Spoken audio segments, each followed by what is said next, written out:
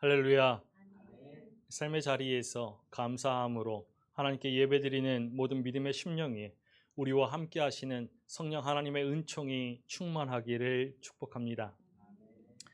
이사야 66장에서 28장에서 31장까지 그리고 33장 이 5장을 화의 노래 또는 화와 복의 노래라고 합니다. 이 5장의 말씀에 화 있을진저라는 표현이 계속 반복해서 나오기 때문이죠.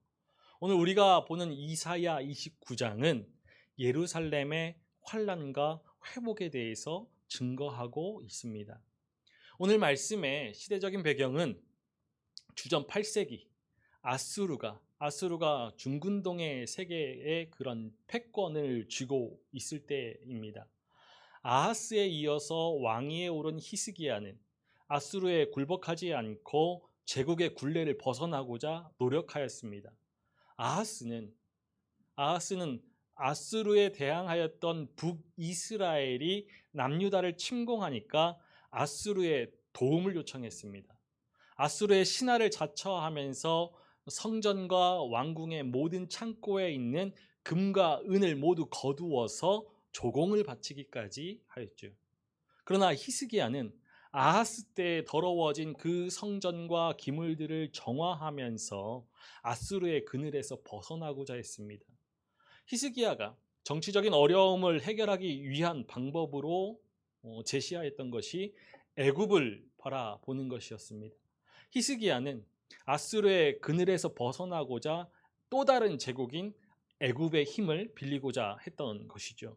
히스기야가 그가 마주한 상황에서 정치적으로 바른 선택보다 근본적인 지혜가 필요하다는 그런 사실을 깨닫지 못하였습니다.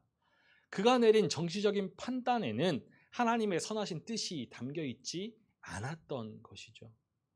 이렇듯 유다 왕조의 막바지에는 유다의 권력자들이 이 거대 제국이었던 아수르와 애굽 사이에서 줄타기를 하면서 그들이 가진 권력을 유지하고 있었습니다.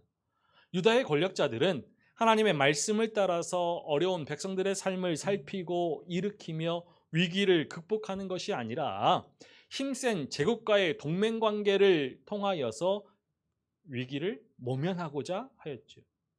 당시 그러한 권력자들은 가난한 이들을 돌보기는커녕 약탈하기만 했고 그 백성들의 억울함을 풀어줄 사법 제도마저 공평하지 않았습니다. 이러한 상황에 종교는 이러한 상황을 눈 감고서 거짓 경건에만 빠져 있었죠. 이사야는 예언자들과 제사장들이 독주와 포도주에 취해 있었다라고 합니다. 하나님의 말씀을 전했다라고는 하였지만 마치 먹은 것을 토해내는 것 같이 더럽고 추한 일뿐이었다라고 하죠. 우리 이사야 28장 9절의 말씀을 함께 읽어보겠습니다. 그들이 이르기를 그가 누구에게 지식을 가르치며 누구에게 도를 전하여 깨닫게 하려는가? 품을 떠난 자들에게 하려는가? 예언자들과 제사장 이 다른 목소리를 내고 있는 이사야를 이렇게 비웃고 조롱하며 따돌렸습니다. 이 같은 모습을 바라보시는 하나님께서 슬퍼하시고 아파하시며 애통해 하시죠. 우리 이사야 29장 1절과 2절의 말씀을 읽어보겠습니다. 슬프다 아리엘이여 아리엘이여 다윗이 진친 성읍이여 해마다 절기가 돌아오려니와 내가 아리엘을 괴롭게 하리니 그가 슬퍼하고 애곡하며 내게 아리엘과 같이 되리라. 아리엘은 예루살렘의 또 다른 이름입니다. 히브리어 아리는 사자를 뜻하고 엘은 하나님을 뜻하죠. 그러니까 이 아리엘은 하나님의 사자라는 뜻입니다. 아리엘은 해마다 절기를 지키는 하나님의 성 시온 예루살렘이죠. 원래 이 예루살렘 성은 여부스 족속의 땅이었습니다. 그런데 다윗이 이곳을 차지하고 요새처럼 만든 후에 다윗성이라 이름하였죠. 그리고 이러한 아리엘은 동음 이어로 번제단을 뜻하기도 합니다. 예루살렘은 이스라엘의 제사가 드려졌던 곳이죠. 그러니까 그런 점에서 이 예루살렘은 이스라엘 전체의 번제단과도 같습니다. 그래서 예루살렘을 아리엘, 번제단이라고 부른 것이죠. 하나님의 사자로 이 세상을 향하여서 하나님의 뜻을 드러내고 증명해야 할 예루살렘이 죄 가운데에서 그 신앙의 형식만이 남게 되니까 하나님께서 예루살렘을 괴롭게 하십니다. 열방의 무리를 사용하셔서 하나님의 성 예루살렘을 치시겠다라고 하시죠. 죄의 대가를 허락하시겠다라고, 낮아지게 하시겠다라고 말씀하십니다.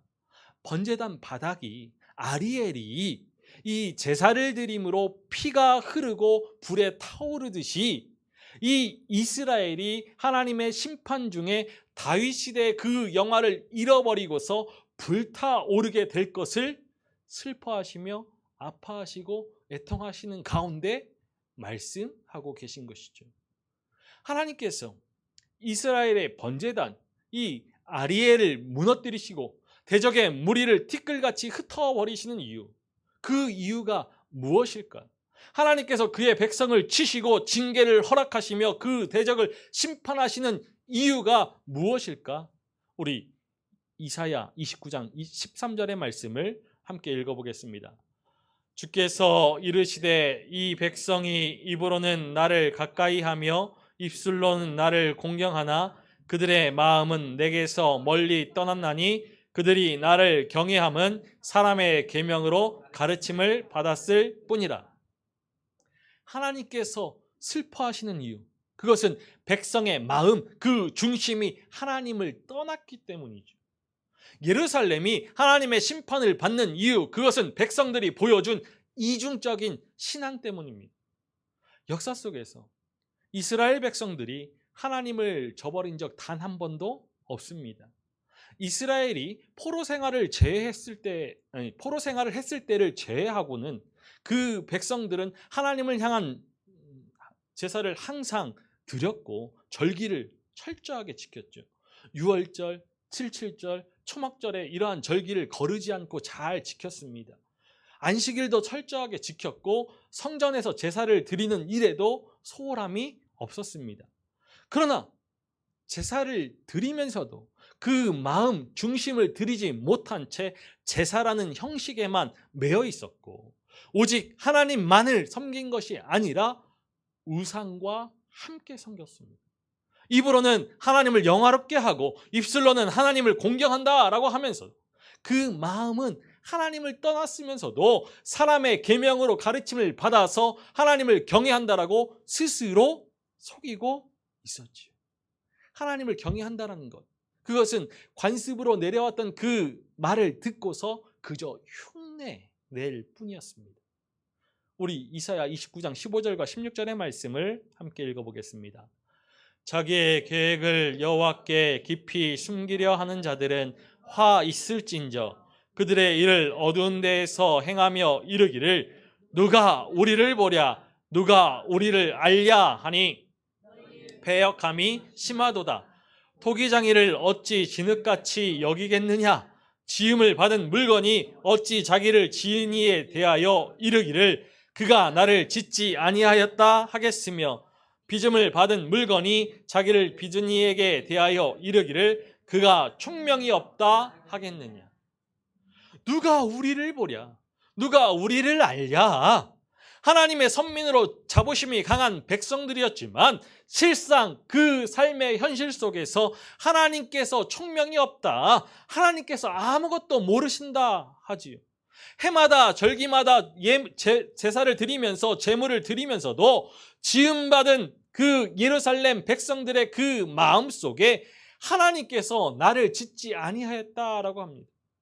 이 백성들의 패역함이 창조의 주 대신 하나님의 그 주권과 지혜를 부정할 만큼 그게 달하였습니다. 이 같은 백성들의 부정은 하나님을 공경한다라고 하면서도 그 위기의 상황 속에서 하나님을 의지하기보다는 애굽의 도움을 구하기 위하여서 지속해서 사신을 보내는 것으로 드러나지요. 그러나 유다가 의지해야 할 것, 그것은 애굽이 아닙니다. 애굽을 의지하는 것, 그것은 부러진 갈대 지팡이를 의지하는 것과도 같죠. 정세가 바뀌면 애굽은 언제라도 자신들의 입장을 바꿀 수 있습니다. 유다가 진정 의지하고 붙들어야 하는 것, 그것은 하나님의 정의와 공의입니다. 시대가 변하고 정세가 바뀌어도 변하지 않고 훼손되지 않는 가치는 하나님의 정의와 공의입니다. 하나님께서 이러한 백성들의 이중적인 신앙을 가증히 여기시며 진노하시고 심판하시겠다라고 말씀하시죠. 우리 이사야 29장 14절의 말씀을 함께 읽어보겠습니다. 그러므로 내가 이 백성 중에 기이한 일, 곧 기이하고 가장 기이한 일을 다시 행하리니 지혜자의 지혜가 없어지고 명철자의 총명이 가려지리라. 하나님께서 다시 행하실 기이하고 가장 기이한 일, 그것은 심판입니다. 하나님의 심판으로 지혜자의 지혜가 없어지고 명철자의 총명이 가려지게 될 것이지요. 그럴지라도 죄 가운데 있는 하나님의 백성에게 소망은 있습니다. 하나님은 하나님을 떠난 심령들을 향하여서 슬퍼하고 아파하시며 애통해 하시는 분이시죠. 죄로 인하여서 하나님의 심판이 두려울지라도, 환난과 고통으로 밟았고 편히 잠을 이루지 못할지라도, 연이은 낙심과 좌절로 인하여서 눈물이 마를 날이 없을지라도, 숨조차 편히 쉬지 못할 정도로 기력이 없고 인생의 눈앞에 흑암만이 펼쳐져 있을지라도, 하나님께서는 결코 하나님의 사자 이스라엘을 버리지 않으십니다. 예루살렘을 향한 하나님의 뜻은 심판이었지만 금세 하나님의 심판을 돌이키시죠. 아리엘을 치는 열방의 무리, 시온성을 치는 열방의 무리를 하나님께서 징벌하시고 심판하시겠다라고 하십니다. 우리 이사야 29장 5절의 말씀을 읽어보겠습니다. 그럴지라도 내 대적의 무리는 세미한 티끌 같겠고 강포한 자의 무리는 날려가는 겨 같으리니 그 일이 순식간에 갑자기 일어날 것이라. 예루살렘을, 남유다를 쳐들어왔던 대적의 무리, 강포한 자의 무리는 아수르이죠. 아수르는 세미한 티끌같이 날려가는 겨와 같게 될 것입니다. 아수르가 비록 지금은 정말 막강한 힘을 가지고 있는 것처럼 보여도 하나님께서 숨을 훅 하고 불면 그들은 사라지고 말 것이다 라고 말씀하시죠.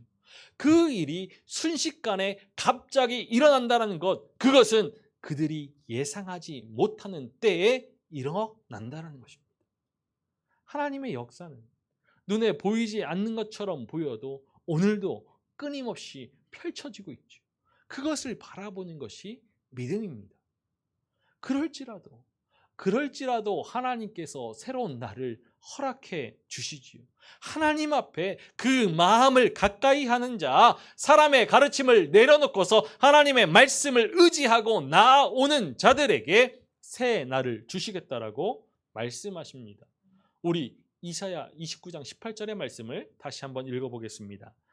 그날에 책의 말을 들을 것이며 어둡고 캄캄한 데에서 맹인의 눈이 볼 것이며, 못 듣는 사람이 듣게 될 책의 말, 곧 오래전부터 전해진 하나님의 말씀이 무엇입니까? 이미 우리에게 주어졌지만 우리가 참으로 보지 못하고 참으로 듣지 못한 그 말씀이 무엇일까요? 예배를 정돈하고 하나님의 계명을 잘 지키라는 말씀입니까? 이사야는 예배보다 앞서 맹인으로 대표되는 가난한 사람들, 억울한 사람들, 비천하게 대우받는 그 사람들의 삶이 회복되게 하라라고 전하고 있습니다. 어둡고 캄캄한 데에서 맹인의 눈이 볼 것입니다. 이사야는 거대한 제국과의 그 동맹관계가 남유다의 안전과 평화를 가져오는 것이 아니라 책에 기록된 말씀, 오래전부터 전해진 하나님의 말씀을 따라서 공동체를 회복하는 것이 참 평화를 이루는 길이다라고 전하여 주죠. 가난하고 비천한 사람들이 기쁨을 누리는 그 공동체를 회복하는 것이 하나님의 뜻이다라고 전하여 줍니다. 이사야는 참 평화의 모습, 그날의 소망을 우리에게 자세히 보여주죠. 우리 오늘 읽은 19절의 말씀을 다시 한번 읽어보겠습니다. 겸손한 자에게 여호와로 말미암아 기쁨이 더하겠고 사람 중 가난한 자가 이스라엘의 거룩하신 이로 말미암아 즐거워하리니. 여호와로 말미암아 기쁨이 더하겠고 이스라엘의 거룩하신 이로 말미암아 즐거워하리니. 비루하고 연약한 사람들이 주님 안에서 더없이 기뻐하는 그날, 가난한 사람들이 이스라엘의 거룩하신 그분 안에서 즐거워하는 그날의 소망, 그 소망이 실현될 때 참 평화를 누리게 된다는 것입니다. 하나님께서 비천한 사람들, 가난한 사람들 가운데 하늘의 비밀을 숨겨 두셨다는 것이죠.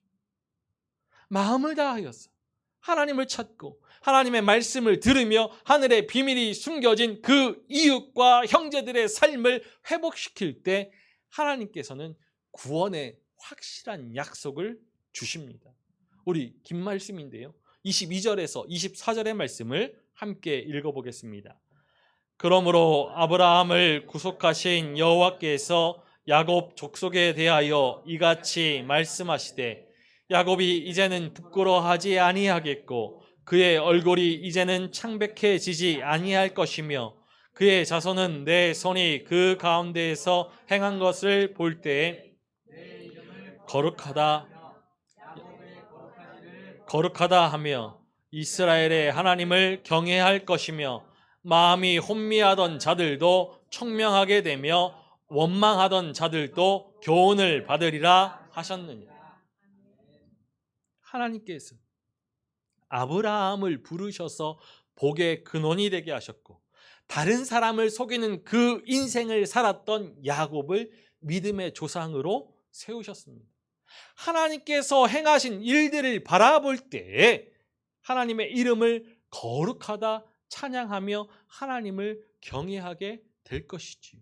하나님의 뜻이 그 백성들 가운데서 온전히 이루어지게 될 것입니다. 예레미야는 하나님을 안다. 하나님을 안다는 것에 대해서 이렇게 전하여 줍니다. 우리 예레미야 22장 16절의 말씀을 함께 읽어보겠습니다. 그는 가난한 자와 궁핍한 자를 변호하고 형통하였나니 이것이 나를 알미 아니냐 여호와의 말씀이니라.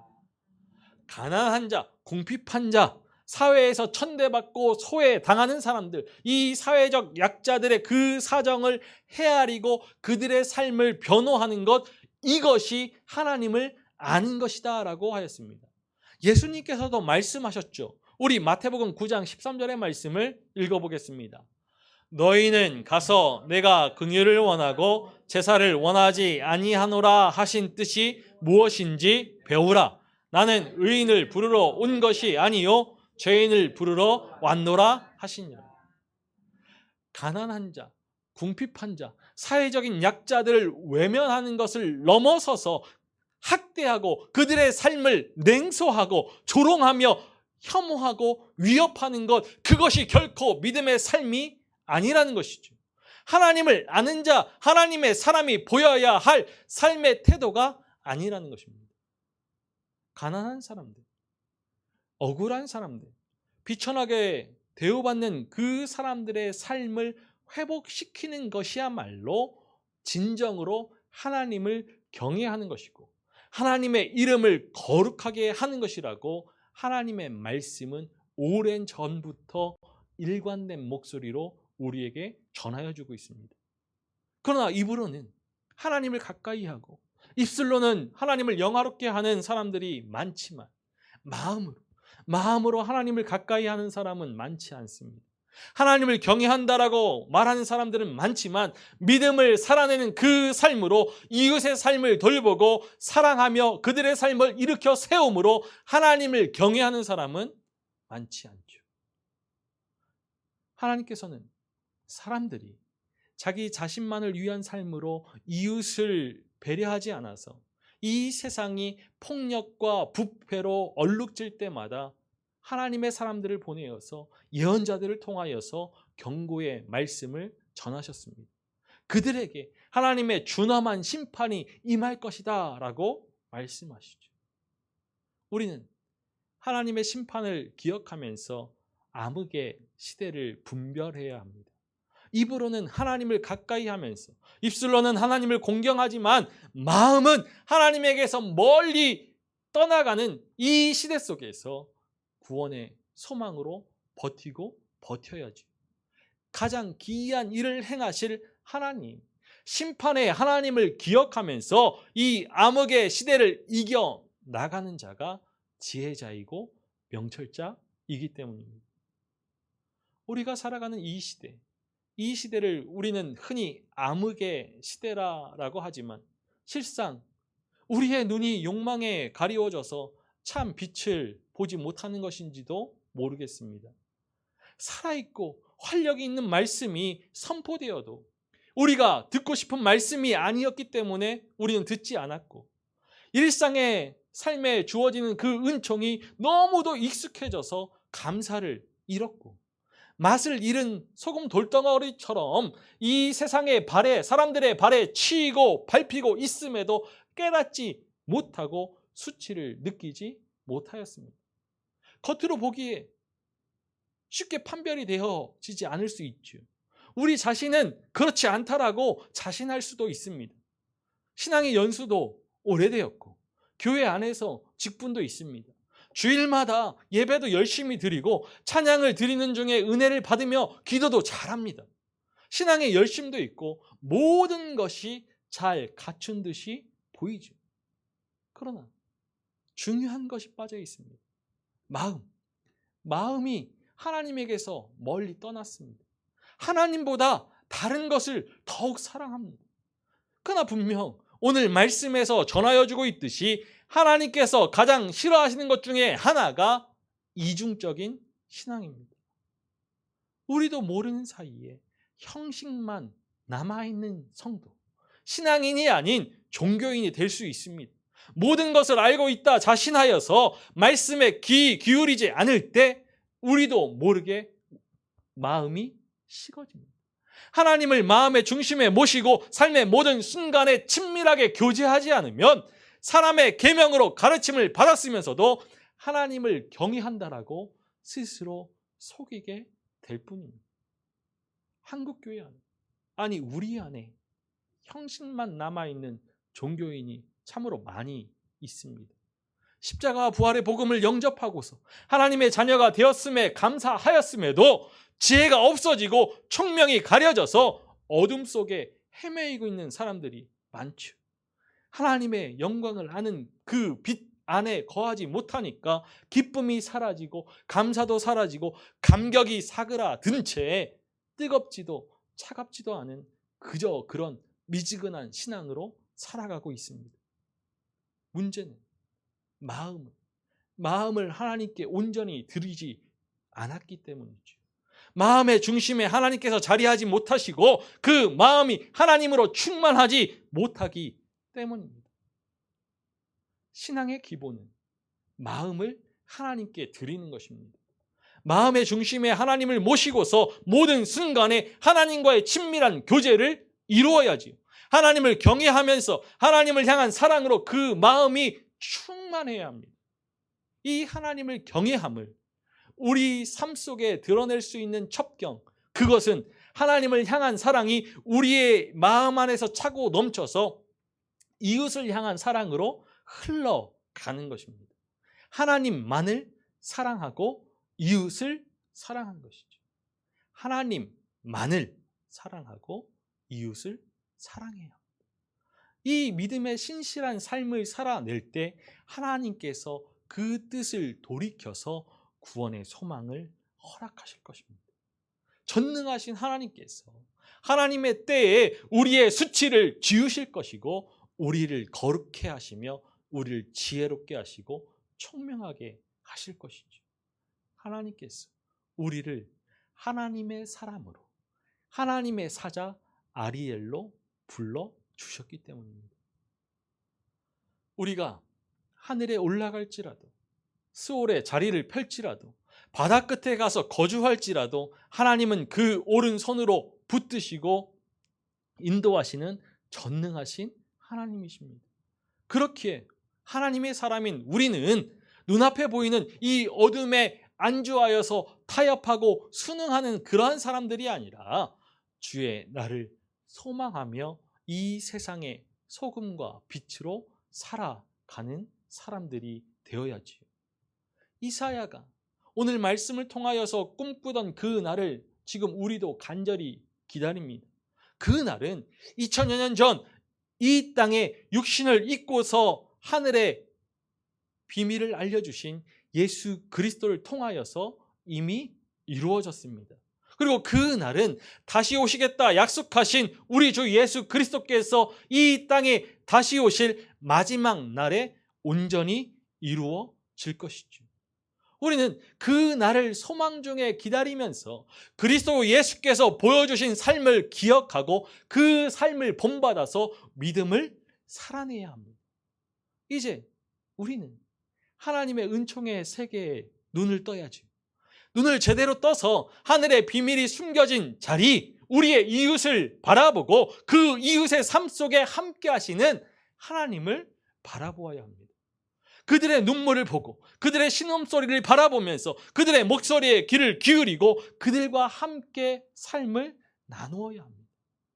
목자 없는 양과 같이 기진하고 고생한 무리를 불쌍히 여기셔서 너희가 먹을 것을 주라 명하시는 그 주님의 말씀을 우리 삶의 자리에서 순종할 수 있는 하나님의 사람이 되어야지. 한 영혼까지도 불쌍히 여기셔서 가난한 자에게 복음을 전하시고 억눌린 자를 자유케 하시며 눈먼 자를 다시 보게 하시는 주님의 사역을 우리의 삶 속에서 이어가는 하나님의 사람이 되어야 합니다. 인생의 아픔과 고통, 슬픔과 눈물로 밤을 지새우는 이웃과 형제자매들의 그 삶을 사랑하고 위로하며 격려하고 돌봄으로 신실하신 하나님의 구원의 소망을 증거해야지요. 이것이 우리가 살아내야 할 삶입니다. 바로 그 믿음의 삶을 살아갈 때 이미 우리에게 주어졌으나 우리가 진정으로 만나지 못하였던 주님의 말씀을 참으로 듣고 참으로 보며 깨닫게 될 것입니다. 하나님 앞에 온 마음으로 가까이 나아가는 자, 하나님께서 그의 귀를 열어주셔서 말씀을 듣게 하시고 인생의 참 보화를 보게 하시며 겸손히 하나님 앞에 안에서 기뻐하고 즐거워하게 하실 것입니다. 거룩하신 하나님을 경외하는 인생이 되도록 함께 해 주실 것입니다. 우리의 이웃과 형제 자매들의 그 삶의 자리에 숨겨진 하늘의 비밀을 깨닫고 우리 삶의 자리에서 이웃과 형제 자매들과 함께 그 날의 기쁨, 그 날의 즐거움을 맛보고 누리며 살아갈 수 있는 우리이기를 소망합니다. 이 구부러지고 뒤틀린 이 시대에 순전한 믿음을 살아내고자 마음을 다하고 뜻을 다하고 정성을 다할 때 살아있고 활력 있는 말씀이 우리의 마음과 마음의 생각과 뜻을 판단하여서 오직 하나님께로만 향하게 하고 거룩하신 하나님을 경외함으로 하나님의 영광을 찬송하게 하시며 우리 안에 기쁨과 즐거움을 회복시켜 주실 줄 믿습니다. 사랑하는 믿음의 가족 모두가 오직 하나님만을 사랑하고 이웃을 사랑함으로 기쁨과 즐거움이 회복되는 은총을 누리기를 주님의 이름으로 간절히 축원합니다.